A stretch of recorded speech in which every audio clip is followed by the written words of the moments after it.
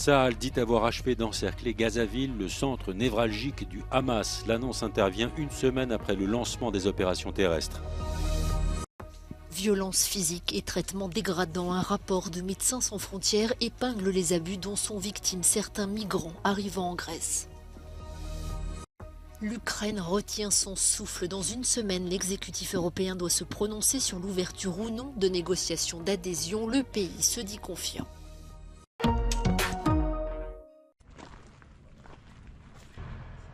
L'armée israélienne dit avoir achevé l'encerclement de la ville de Gaza. L'annonce intervient une semaine après le lancement des opérations terrestres à l'intérieur de l'enclave palestinienne. Le porte-parole de l'armée israélienne, Daniel Hagari, explique qu'il s'agit du centre de l'organisation terroriste. Le militaire israélien précise qu'un cessez-le-feu n'est pas sur la table. Tsahal assure par ailleurs avoir tué des dizaines de combattants du Hamas. De son côté, l'organisation terroriste assure qu'une nouvelle frappe sur Jabalia a fait 195 victimes. Un bilan impossible à vérifier qui consterne les Nations Unies.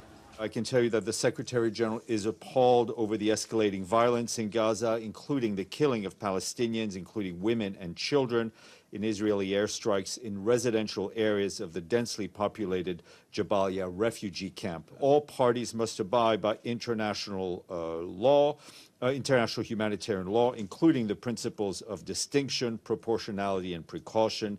He condemns in the strongest terms any killings of civilians. Un nouveau groupe d'étrangers et de Palestiniens possédant la double nationalité a pu entrer en Égypte ce jeudi par le passage de Rafah. Des blessés continuent d'arriver dans les hôpitaux égyptiens alors qu'au moins 16 établissements de la bande de Gaza sont hors service en raison des bombardements. 400 personnes devraient prochainement traverser la frontière au lendemain des premières évacuations de civils.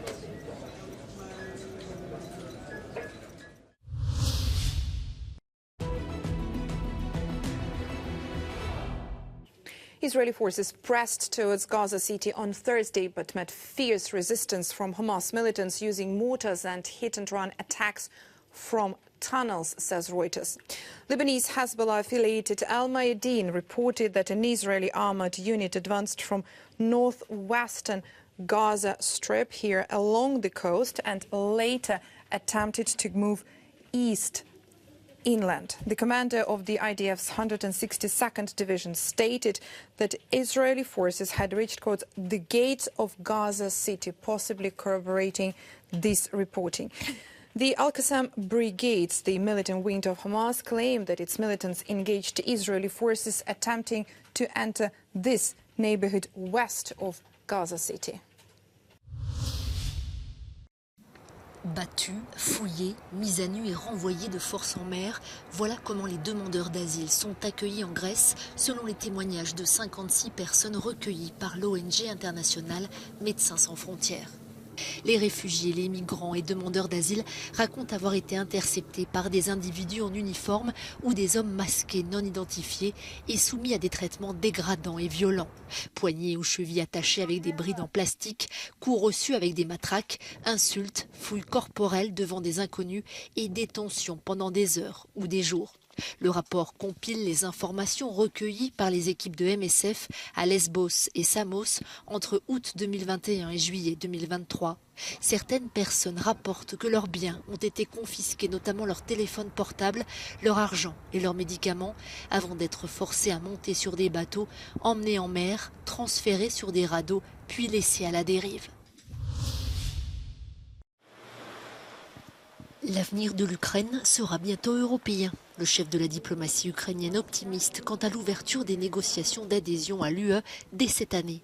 À Berlin, lors d'une conférence sur l'avenir de l'Europe, Dmytro Kuleba a mis en avant les réformes prises pour répondre aux recommandations de Bruxelles. Our main position that I brought from Kiev is that EU reform should not take enlargement process as a hostage, and we have to find the right balance between the process of reforming the European Union and continuing with enlargement.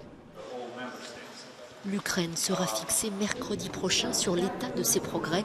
L'exécutif européen se prononcera alors sur l'ouverture ou non de négociations d'adhésion. La question sera ensuite entre les mains des 27 lors d'un sommet à Bruxelles à la mi-décembre.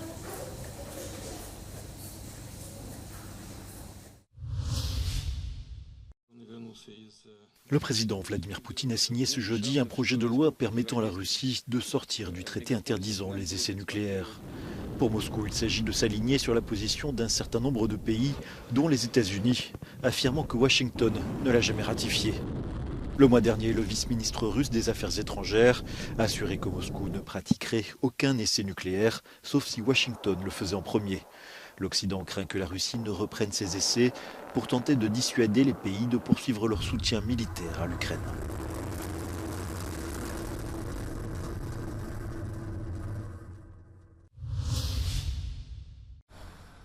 À l'image de la Fed, la Banque d'Angleterre a de nouveau laissé son taux directeur inchangé à 5,25%.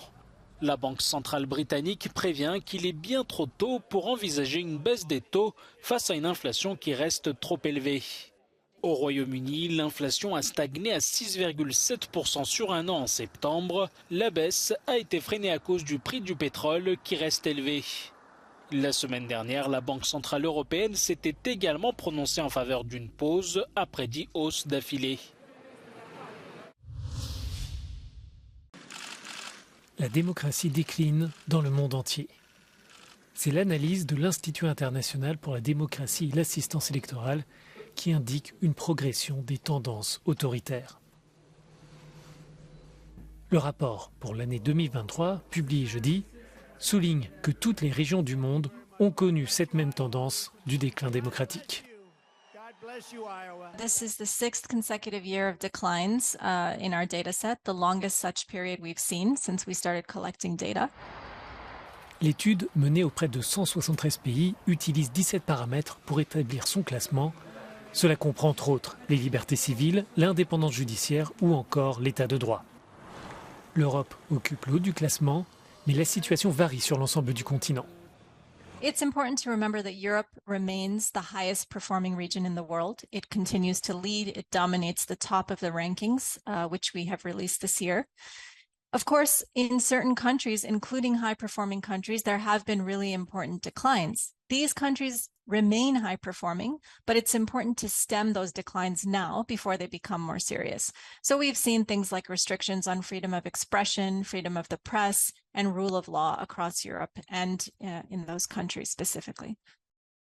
La Hongrie et la Pologne sont les deux pays membres de l'Union européenne les moins bien classés, un bas de tableau complété par la Roumanie. A contrario, les pays du Nord occupent les premières places de ce classement démocratique. Le Danemark est en tête en Europe et dans le monde, suivi de l'Allemagne, de la Finlande et de la Suède. L'Autriche et le Portugal font l'objet d'une mention spéciale en raison de la forte dégradation en matière d'état de droit dans les deux pays. Mais les nouvelles ne sont pas toutes mauvaises pour le vieux continent. We have identified Central Europe, some countries in Central Europe, as sort of the new epicenter of democratic growth in the region. We've seen really significant growth in countries like Moldova, Armenia, Slovenia, and the advances have been quite dramatic in some cases. Le rapport attire également l'attention sur les récentes élections législatives en Pologne, qui pourraient voir le nouveau gouvernement revenir sur diverses mesures qui ont contribué au déclin démocratique du pays. Mais l'étude souligne aussi que les démocraties ne doivent pas être considérées comme acquises et qu'elles doivent faire l'objet d'une attention constante si elles veulent rester solides.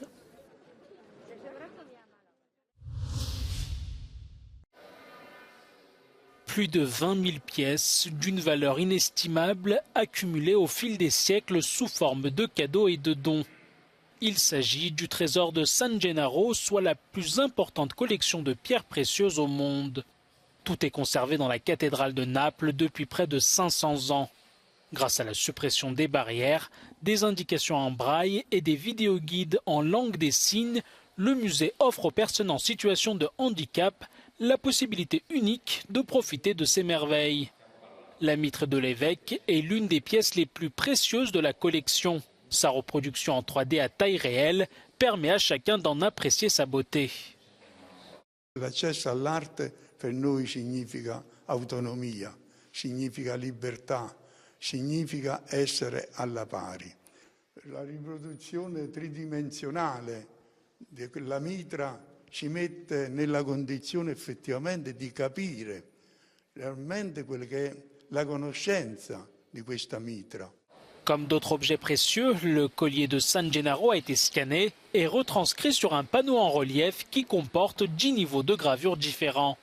Proprio per dare la sensazione a una persona che non vede quanto l'anello sporga rispetto al grande smeraldo, rispetto alle altre pietre.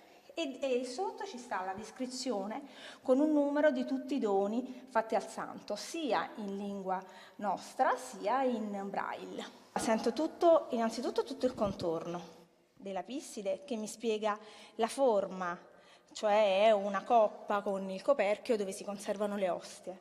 E poi riesco a percepire tutto il ricamo, il merletto fatto dall'artista con le pietre preziose. Un lavoro costante dei curatori del Museo del Tesoro di San Gennaro anche sull'accessibilità per persone con qualsiasi tipo di disabilità ha permesso a questo museo di passare dai 70.000 visitatori di 2 anni fa ai ben 90.000 di quest'anno e siamo solo all'inizio di novembre.